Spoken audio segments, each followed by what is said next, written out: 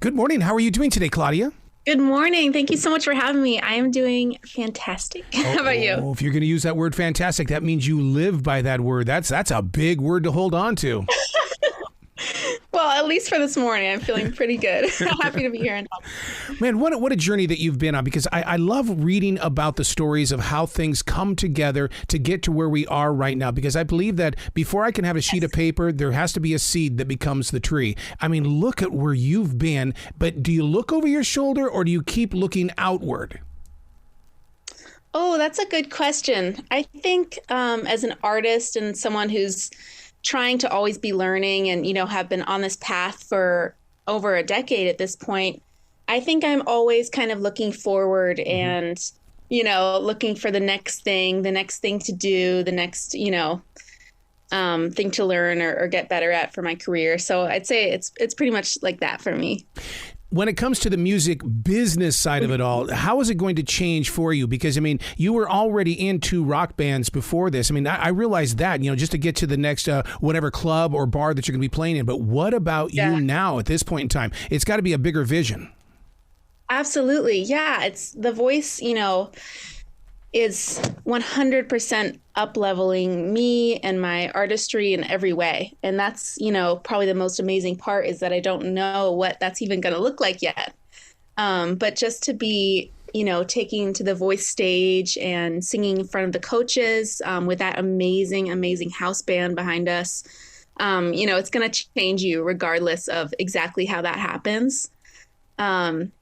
So for me, I think it's really about taking everything I've learned in this process and everything I will learn as it continues and bringing that to my, artistry and, hopefully gathering some lovely people who want to hear my original music and will be able to continue to support me long after this journey is over. You talk about that house band. I would be the person that would sit there and just study them over and over again because they are so smooth and they do it live. I would want to know how they're placing their fingers on the neck of that guitar. I want to know how they're playing the piano, the horns and things, because I mean, you're in front of brilliance. Why can't I be the student? Gosh, I know. That is exactly how I felt. I grew up playing piano and I play keys at all my gigs now. And I'm around music all the time. And so, sitting in rehearsal with them and being on stage with them, it's like, wow, they really are as close to perfection as a human can get, in my opinion. They're really amazing. They're so quick to make changes, whether it's, the key of a song, the arrangement, the feel. It's really impressive.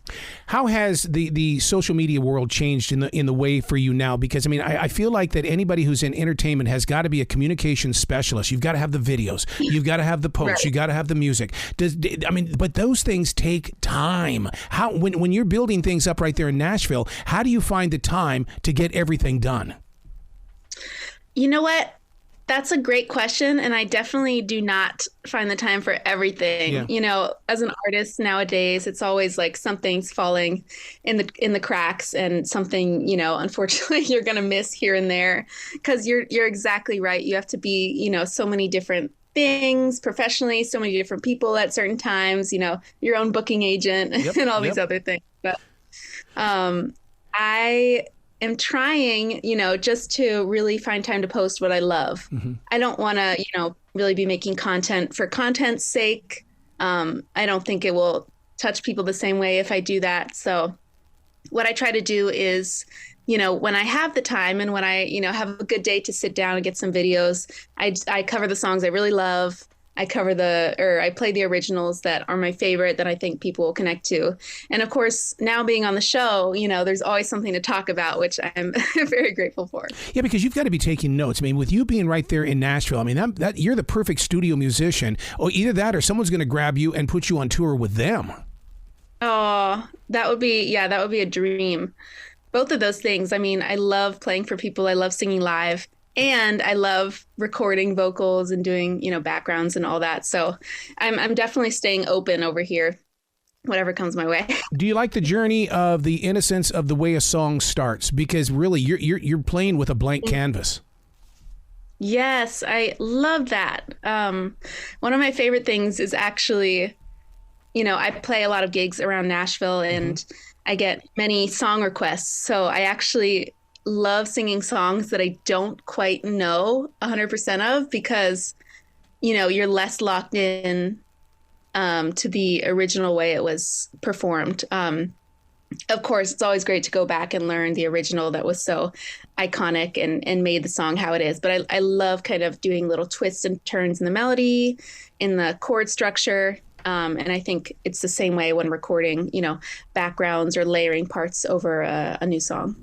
Do you ever have those moments where you go, you know what? Keith Urban put in a lot of time in this town before he became Keith Urban. I want to do the same dedication, the same loyalty and determination.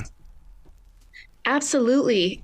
People say, Nashville is a 10-year town. Yeah. And in some ways that's true, even with the TikTok era and things becoming faster sometimes nowadays. But, I think it's never something you'll regret. You'll never regret putting more time in and becoming more masterful of your craft. And that's something I keep in mind, even though I want to be, here further down the road now. I'm grateful for the hours that I'm putting in. Well, it's changing so much. And I hope that listeners understand that the evolution of Nashville right now, I mean, sure, we love our Luke Bryan, but we also have Jelly Roll and we have you. And that's the thing about it is that it's growing. And I just want listeners to pay attention to how the evolution of sound is changing. Yeah, I totally agree. Part of what I love about it, which is great for me personally, is that you don't have to be as locked into a certain genre these days. Yep. People online, the listeners, they don't really care what you call a song. They just want a good song, Yeah, but right away my mind is going, oh my God, here comes AI because AI thinks it's got the perfect song. Oh, so true. I have tried to write with AI just for fun a couple times, and it has not gone very well. So I'm hoping they, don't improve too much and take my job. So to go out to Berklee College, I mean, my God, my daughter went out to UCLA, and that was a life changer for me. But for you to have that experience as well, because now you've got another brick for your foundation to make you stronger, bigger, and better. But it also teaches you to teach others to be just as strong. Yeah. I went to Berklee College of Music in Boston, and it was such a great experience. It was really the foundation of a lot of what I know and use now. And I would love to be, at least maybe a little bit of an inspiration to people watching, the show and wanting to take the path that I've taken, who may be younger. I remember, watching The Voice and other shows and being so inspired when I was a little girl. So I hope I can do a little bit of the same thing for other people. See, I find it inspiring. And the reason why is because so many times we see the musicians go, find their fame, but we don't know about the education that they took to get there. And it's like, because so many people just think, oh, well, I'm just going to get out of high school and I'm going to go play music. Go get an education. Yeah, I totally agree. And, I do think everyone has their own journey. For me, it was leaving high school early, actually, for Berklee. I only applied to that one school. I applied, whatever it was during my sophomore year so that I left a year early and didn't actually, I wasn't in high school for 4 years. I did, get all the certifications and all that after. But I can't recommend, music education more highly. When you went to Paris, did you know what Jacob was really up to? I truly had no idea. No idea. He he lied to me very well, and he's never done that before, so I was very, gullible. Because I actually brought it up. I was like, this could be a really fun time or fun way for this to happen because we had talked about it before.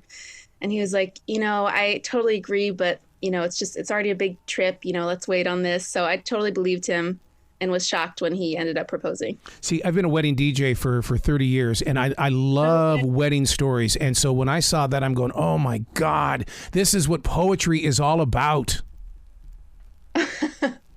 I love that. Oh, Wow, wedding DJ, that's awesome. Well, well, to me, it's just to be with the people. And you've got to feel the same way when you play live. I mean, my God, you can't explain what's moving through you. You just enjoy the ride. That is very true. Gosh, I have to get your tips. Maybe you'll come to Nashville and play play my wedding. Hey, I'm just right over here in Charlotte, man. So I can get on to 85 and make my way over there. Oh, I love it. Yeah, I mean, there's nothing that compares to performing live. On the show, that was one of the craziest parts, because you have that live audience, and you kind of want to cater to them, even though you know that the much bigger audience will be the TV audience. Yep. But, it's hard not to sing to those people in the room, like watching and cheering for you. But you know what, though, on this side of the flat screen TV, as that person, I mean, I love the pauses. I love the storylines. I love everything about, where I sit there and I think about what were they doing before they got here? Were they having dinner? Were they with friends? And someone says, oh, you're up next. Oh, well, I got to get up there then. I mean, we don't know that side of the story, or are you standing on the sideline like the comedians? And once their name is called, showtime. Totally. Yeah, what I will say is The Voice is very, very organized. They know what they're doing. They give us a lot of time in advance. It's a very long day, show day, even though the performance goes by so quickly. But we're definitely prepped, hours and hours in advance. And, there's nothing like it. The adrenaline that, you have all day, all week. Oh my God. Week. I love hearing that, because I'm a show prep pig is what I am. Because I mean, for me to get ready to do interviews for the week, I have to be ready to go 1 week in advance. I'll start next week, probably today. And it's only Tuesday, but that's the way that I am. I've got to be so show prepped, and it's got to be ready to go at all times. So I totally get that attitude. That's awesome. And that's why you're so professional and ready to, speak with whoever you need to speak with. And I respect that. And you sound like the same kind of person too. When you step inside that studio, you don't go in there just to wing it. Absolutely. And the parts that I do, the ad libs that have to come in the moment, those when you need them, because you've put the hours in, played the song a million times. And but especially for me, when you bring any other musicians into it, any other producers, I like to be really on my game, and I hate, my time being wasted. So I never want to do that to someone else. So that's another reason it's good to kind of know what you're getting into, set expectations, all that. How do you relinquish your art in that way when really it's for somebody else's project, but it's coming from you, and your name is, well, it's probably going to be in tiny print somewhere, but you didn't get the full cover? That's a good question. I do a lot of work where it's kind of the other way around, where it's maybe for my project and I get, final say with everything. But for the work that I do, I write custom songs. So something like that, I really just try to think of myself as, an instrument almost. I'm here to serve this purpose for this person or this song. And I let go of some of the artistry that I personally would maybe add to it, and just try to think, how am I going to make the owner of the music or the person on the receiving end, happy with the product. Ooh, that's my language, because that's what it's all about. This isn't about me. This is about who's going to receive this. And I love that you speak that straight. Thank you.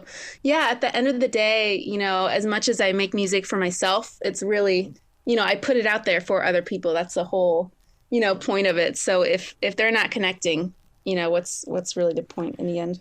Do you ever want to know what their interpretation of the song is, or is it just a personal thing? For my original music, I do. One of the funniest things is people interpret songs totally differently, even when I think the lyrics are clear. They'll be like, oh, I can't believe you wrote about, my exact situation, which is this, and it'll be totally separate from what I actually wrote the song about. But I almost love that, because, people don't have to have the exact same experience as me to love and relate to a song. Man, you just gave me the vision of, I was the kid that bought the 45 from Journey, Don't Stop Believing. It was just a 45 that the radio was playing. Then it became the anthem during 2001 when we needed to Don't Stop Believing. And today it's back to being a fun song again. Music has so many different evolutions. I love that story. Yeah, that's amazing. Even, for me, my own songs, even having only been a couple years old, they mean new things to me all the time. And, I know you've had this experience, I'm sure, and maybe some of the listeners, but you have a song kind of from a certain time period in your life. And whenever you hear that song, you're, two things happen. You're thrown back to that moment when you were originally, feeling that emotion potentially, or you're also, sitting here in this present moment, listening to this old song and thinking, wow, like I've grown in so many ways. Wow. See, you love to share music. My God, no wonder you're good. Thank you so much. So I've got to ask this question because I'm sure everybody's asking you. With a name like Claudia B, how many people are saying Cardi B? Very few, actually. Okay, You'd be surprised. Good. Because I was so afraid to even bring up that question because I just don't want to plant a seed where people start doing it. Well, if it's meant to be, it's meant to be, but I hope not. I almost, I think of these artists like, Mary J. Blige, and I was just, Yeah. I like the initials, so hopefully I can outlast any other similar name. Did anybody want to change your name? Because I know if I went on the radio with my real name, which is Clarence, I mean how you stuck to Claudia, I'm so proud of you for being so strong. That is sweet. I did think about it at one point, just because, we have unique names and I love them, but I don't go by my last name, but the first name I couldn't give up. It's too dear to me. I love it. What's your website? Because people need to find out more about you and they need to support your music. Oh, my website is claudiabmusic.com, and I'm also very active on good old Instagram, where you can find me at Claudia B Sings. Love it. Please come back to the show anytime in the future, Claudia. The door is always going to be open for you. Thank you so much, Errol. I would absolutely love to. I really enjoyed speaking with you today. Will you be brilliant, okay? All right. Sounds good. I will.